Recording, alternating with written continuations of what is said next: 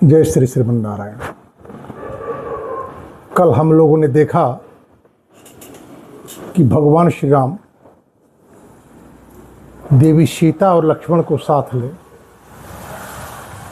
सुयज्ञादि ब्राह्मणों को बुला संबंध जोड़ पूजा पूर्वक उन्हें दान दिया। परंपरा से इक्ष्वाकु वंश की सेवा करने वाले आमत्यादि को भी पुष्कल धन प्रदान किए और गर्ग गोत्रीय त्रिजट की याचना करने पर उनके सामर्थ्य का परीक्षण कर उन्हें हजारों गाय प्रदान करी और उनसे निवेदन किया कि मेरे सामर्थ्य से जो भी उपार्जित धन है उस पर आप ब्राह्मणों का ही अधिकार है, आप जो चाहें वो ले सकते हैं।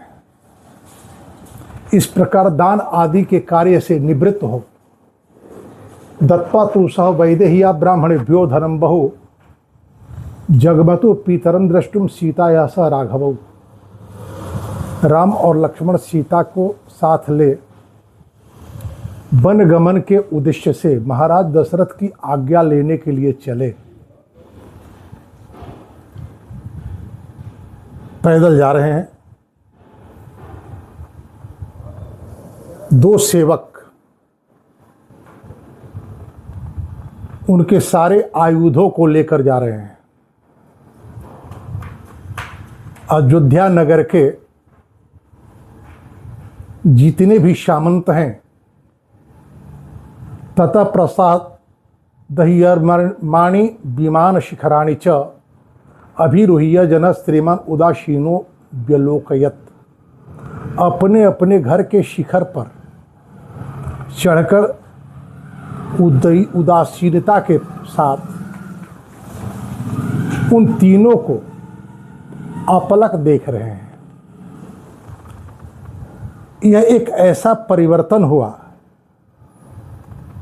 कि कल राज्याभिषेक की घोषणा के बाद जहां सारा अयोध्या नगर उत्सव में निमग्न था, वहीं एक रात बीतते ही सारी परिस्थितियां बदल गई। ऐश्वर्यस्य रसज्ञा सन कामानां चाकरो महान नेच्छत्वेवा नृतम कर्तुम वचनम धर्म गौरवात्। जो श्री राम संपूर्ण ऐश्वर्य सुख अनुभव करने वाले भोग वस्तुओं के महान भंडार हैं, जहाँ सबकी कामनाएं पूर्ण होती थी, वही श्री राम आज धर्म का गौरव रखने के लिए, पिता को सत्य करने के लिए, बन जाने के लिए उद्यत हैं। नगर के लोग आपस में बात कर रहे हैं।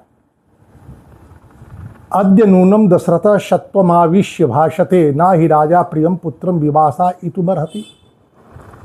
निश्चित ही राजा को किसी पिशाच के आवेश में, पिशाच ने अपने आवेश में ले लिया है, जिस कारण वे अनुचित कार्य कर रहे हैं। क्योंकि अपनी स्वाभाविक स्थिति में रहने वाला कोई भी राजा अपने प्रिय पुत्र को इस तरह घर से नहीं निकाल सकता। ये अयोध्या के लोग आपस में बात कर रहे हैं। निर्गुणस्यापि पुत्रस्य कथम स्याद्वी निवासनम किम पुनर्जस्य लोकोयम जीतो वृत्तेन केवलम। पुत्र यदि गुणहीन भी हो तो उसे घर से निकाल देने का साहस कोई कैसे कर सकता है? फिर जिसे केवल चरित्र से यह सारा संसार उसके वशीभूत है, उसको वनवास देने की बात कैसे की जा सकती है? आपस में ये सारे अयोध्या के लोग बात कर रहे हैं कि हम लोग भी उसी रास्ते का अनुसरण करें जिस रास्ते से श्री राम जाएंगे। ते लक्ष्मण इव क्षिप्रम सपत्न्य सबंधवा गच्छन्तम अनुगच्छामो जे गच्छति राघव। हम लोग भी लक्ष्मण की भांति पत्नी और बंधु बांधवों के साथ शीघ्र ही श्री राम का अनुगमन करें जिस रास्ते से ये जाएंगे। अयोध्या को लेकर अयोध्या वासियों के मन में जो दुर्भावना आई वह अत्यंत ही विचारणीय है। ये आपस में बात कर उद्यानानि परित्यज्य क्षेत्राणि च गृहाणि च एक दुख सुखा रामम अनुगच्छाम धार्मिकम। बाग बागीचे घर द्वार खेती बाड़ी सब छोड़कर धर्मात्मा श्री राम का अनुगमन करें, इनके दुख सुख के साथी बने, कोई मोह नहीं। राम ही सर्वस्व हैं अयोध्या के लोगों के लिए। आज ये कह रहे हैं आपस में, वनम नगर में वास्तु जेन गच्छति राघव अस्माभिश्च परित्यक्तुम पूर्वम संपद्यताम वनम। जहां पहुंचने के लिए श्री राम जी जा रहे हैं वह वन ही अब नगर हो जाए और हमारे छोड़ देने पर यह नगर वन के रूप में परिणत हो जाए। आस्मत्यक्तम प्रपद्यंतु सेव्यमानम त्यजंतु च तृणमानस फलादानाम देशम व्यालम मृगाद द्विजम प्रपद्यताम कैकेयी सपुत्रा सह बांधवई राघवेण वयम सर्वे वनम वत्स्याम निर्मृता। वे सर्प जो अभी जंगल में रहते हैं, हम लोगों के जाने के बाद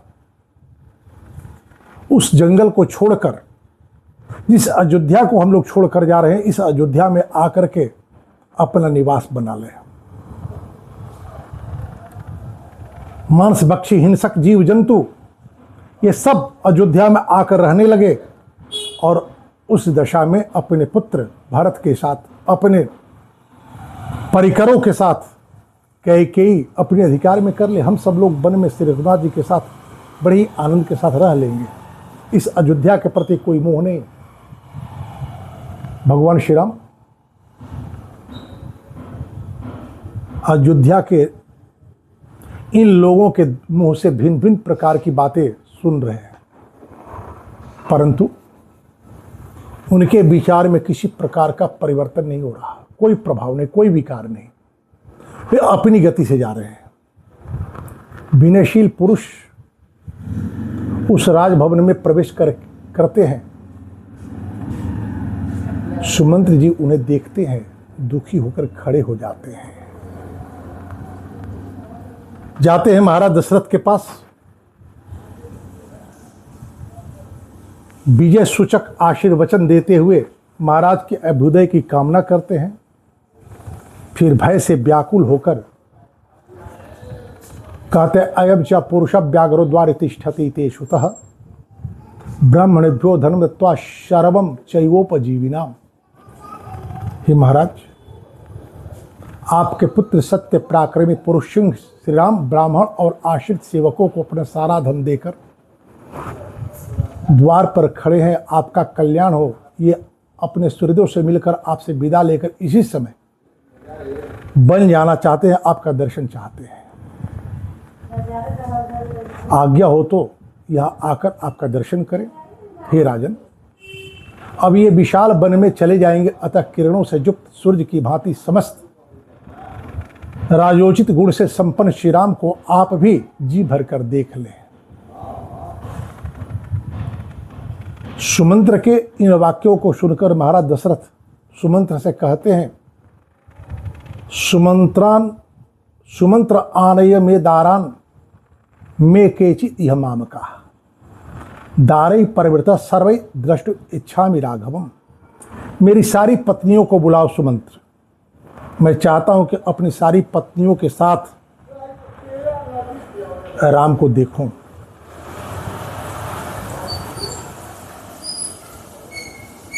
इतना कहकर अपनी पत्नियों के आने की प्रतीक्षा नहीं करते। इधर सुमंत्र जी महाराज दशरथ की हजारों रानियों को संदेश देने के लिए जाते हैं और इधर महाराज दशरथ दूर से ही अपने पुत्र को हाथ जोड़कर आते हुए देख सहसा अपने आसन से उठकर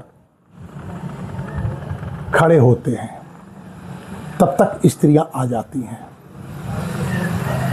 महाराज दशरथ शोक से मूर्छित हो जाते हैं।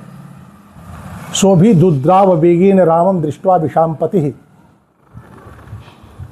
तम संप्राप्य दुखार्त पपात भूमि मूर्छितः। शोक थोड़ा शांत हो करते हैं और तेज गति से राम के पास जाने के लिए आगे बढ़ते हैं कि पृथ्वी पर गिर पड़ते हैं। श्री राम और लक्ष्मण बड़ी तेजी से चलकर अचेत हुए शोकमग्न महाराज के पास पहुंचते हैं। स्त्री शस्त्र नादश्च संयज्ञ राज बेशमणि हा हा रामेति सहसा भूषण ध्वनि मिश्रिता। इतने में कुछ स्त्रियां आई हैं, कुछ आ रही हैं। जो आ रही हैं उनके आभूषणों के आवाज से वह स्थान गुंजरित होता है। हा राम करते हुए वो आगे आती हैं। श्री राम लक्ष्मण दोनों भाई सीता के साथ रोने लगते हैं। महाराज को दोनों भुजाओं से उठाकर पलंग पर बैठाते हैं।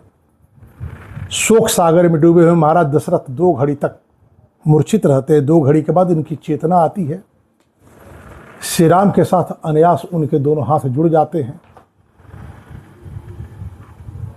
श्री राम कहते हैं, महाराज आप हम लोगों के स्वामी हैं, हम दंडकारण्य जा रहे हैं, आपसे आज्ञा लेने आए हैं। आप अपनी कल्याणमयी दृष्टि मेरी ओर हम लोगों की ओर डालें। लक्ष्मण चानुजासिनी ही सीता चानवे तुमाम बनम। मेरे साथ लक्ष्मण और सीता ये भी जा रहे हैं, आप इन्हें भी सरस आज्ञा दें। महाराज दशरथ राम की ओर देखते और कहते, अम राघव कैकेयी वरदानेन मोहितः अयोध्यायां त्वमेवाद्य भव राजा निगृह्यमाम्। राम, कैकेयी को पूर्व में दिए हुए वरदान के कारण मैं मोहित हूं, स्वयं कुछ नहीं कर सकता। बेटा, आप तो मुझे सत्य प्रतिज्ञा करने के लिए ही जा रहे हो बन। हमने तो तुझसे बन जाने के लिए कहा नहीं। कैकेयी ने कहा और उसी को तूने सत्य मान लिया। तो मैं अपनी ओर से कहता हूं कि मुझे कैद में कर स्वयं ही अयोध्या के राजा बन जाओ।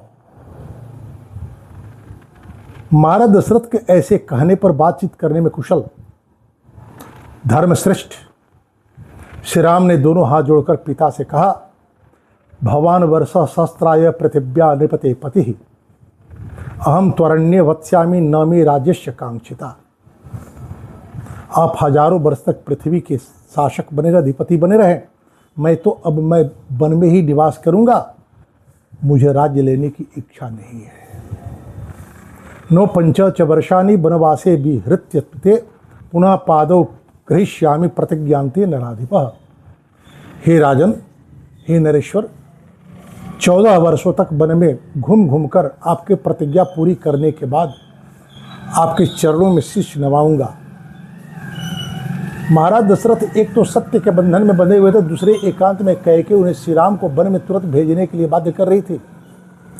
इस अवस्था में वे आर्त भाव से रहते हुए अपने पुत्र राम से कहे, श्रेयसे वृद्धे तात पुनरागमनाय च गच्छस्वा ऋष्टभव्यग्र पंथानम अकुतो भयम। कल्याण के लिए, वृद्धि के लिए और फिर लौट आने के लिए शांत भाव से जाओ।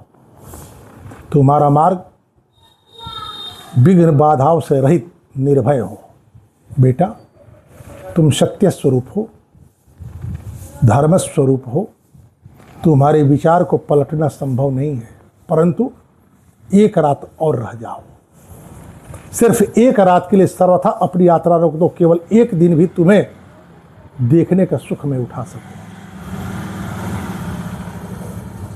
मातरम माच संपश्यन वेशमाद्य सर्वरिम तर्पित सर्वकामैस्त्वं स्वकाल्ये साधिष्यसि। अपनी माता को और मुझको इस अवस्था में देखकर आज की रात यहीं रुक जाओ। मेरे द्वारा संपूर्ण अभिलषित वस्तुओं से तृप्त होकर कल प्रातः यहाँ से चले जाना। हे मेरे प्रिय पुत्र, तुम सर्वथा दुष्कर कार्य कर रहे हो। मेरा प्रिय करने के लिए ही तुमने इस प्रकार वन का आश्रय लिया है। परंतु बेटा, मैं शपथ खाकर कहता हूँ, यह मुझे प्रिय नहीं है। तुम्हारा वन में जाना मुझे अच्छा नहीं लगता। यह मेरी स्त्री कैकेयी राख में छिपी हुई आग की तरह भयंकर है। इसने अपने क्रूर अभिप्राय को अब तक छुपा कर रखा था। इसी ने मुझे मेरे अभिसंकल्प से विचलित कर दिया। कुलोचित सदाचार का विनाश करने वाली इस कैकेयी ने मुझे वरदान के लिए प्रेरित करके मेरे साथ बहुत बड़ा धोखा किया है। इसके लिए जो वंचना मुझे प्राप्त हुई है, उसी को तुम पार करना चाहते हो। हे पुत्र, तुम अपने पिता को सत्यवादी बनाना चाहते हो। तुम्हारे यह कोई अधिक आश्चर्य की बात नहीं है, क्योंकि तुम गुण और अवस्था दोनों में ही मेरे ज्येष्ठ पुत्र हो। अपने शोकाकुल पिता का वचन सुनकर लक्ष्मण के साथ श्री राम ने दुखी होकर कहा, महाराज, प्रापस्यामि यान यद्य गुणान को में स्वस्थान प्रदास्यति अपक्रमण मेवातः सर्व कामई रहम वृणे। आज यात्रा करके जिन गुणों को मैं पाऊंगा, कल वह मुझे कौन देगा। अतः मैं संपूर्ण कामनाओं के बदले आज यहाँ से निकल जाना चाहिए अच्छा समझता हूँ। इसी कारण इसका मैं वर्णन करता हूँ। राष्ट्र और यहाँ के निवासी मनुष्यों सहित धन धान्य संपन्न यह सारी पृथ्वी मैंने छोड़ दी है। आप इसे भरत को दे दे। मेरे वनवास विषय के निश्चय अब बदल नहीं सकते। हे राजन, आपने देवासुर संग्राम में कैकेयी को जो वरदान देने की प्रतिज्ञा की थी, उसे पूर्ण कर दीजिए और आप सत्यवादी बने। मैं आपकी उक्त आज्ञा का पालन करता हुआ 14 वर्षों तक वन में वनचारी प्राणियों के साथ निवास करूंगा। आपके मन में कोई अन्यथा विचार नहीं होना चाहिए। आप यह सारी पृथ्वी भरत को दे दीजिए। मैंने अपने मन को सुख देने अथवा स्वजनों का प्रिय करने के उद्देश्य से राज्य लेने की इच्छा नहीं की थी। आपकी आज्ञा का यथावत रूप से पालन करने के लिए मैंने उसे ग्रहण करने की अभिलाषा की थी। पूर्व क्रम में हम लोगों ने जाना कि महाराज दशरथ जब राम को राजभवन से अलग अपने विश्राम कक्ष में बुलाते हैं, जो राजभवन में राम के आंखों में मौन प्रश्न को तैरते हुए महाराज दशरथ ने देखा था, शीघ्रता पूर्वक राज्याभिषेक के कारण का विचार वर्णन करते हुए महाराज दशरथ कहते हैं कि हमारे जन्म नक्षत्र पापक ग्रहों से आक्रांत हो चुके हैं। ऐसी स्थिति में राष्ट्र पर विपत्ति आ सकती है, राजा की मृत्यु हो सकती है। मैं चाहता हूं कि भरत के यहां न रहते हुए ही राम तुम्हारा राज्याभिषेक हो जाए। बस इतनी सी बात के लिए राम ने राज्याभिषेक को स्वीकार किया था। राज्य के प्रति कोई उनकी अपनी लिप्सा तो थी नहीं। यह बात राम कह रहे हैं कि मैंने केवल और केवल आपके आज्ञा का पालन करने के लिए ही राज्य लेना स्वीकार किया था। मेरी कोई इच्छा नहीं थी। आपका दुख दूर हो जाए इस प्रकार आप आंसू न बहावें। आप समुद्र की तरह क्षुब्ध न हो। जैसे समुद्र प्रशांत रहता है, उसी तरह आप प्रशांत रहे, अपनी मर्यादा का त्याग न करें। मुझे न तो इस राज्य की, न सुख की, न पृथ्वी की, न संपूर्ण भोगों की, न स्वर्ग की और न जीवन की ही इच्छा है।